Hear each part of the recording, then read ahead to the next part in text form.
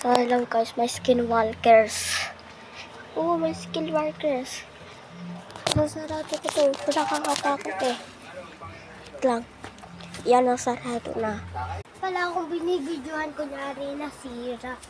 Oo. Ito siyang dalawa.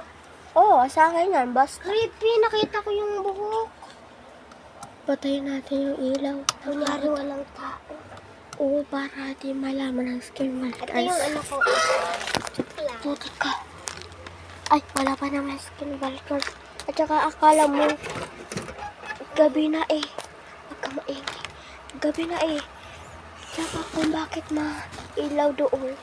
Ayun yung ilaw ng skinwalkers. Kaya ngayon gabi na, diba?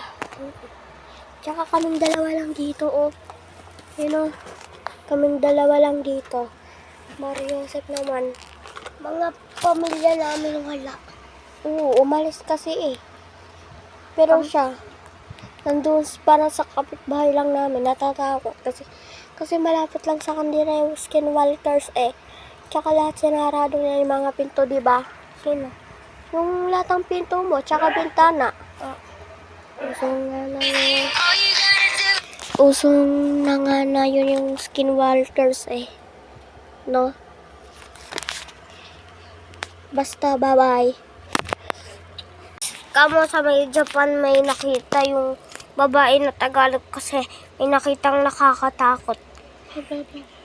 Panoodin nyo yun sa nakakatakot na story time. Saka may scary boots sa may school namin. Di namin ba't may scary boots doon. Ay, boots scary pala.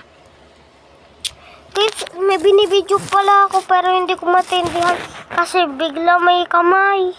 Bye-bye guys! Biglang gumanon sa video na pero kaming dalawa lang dito.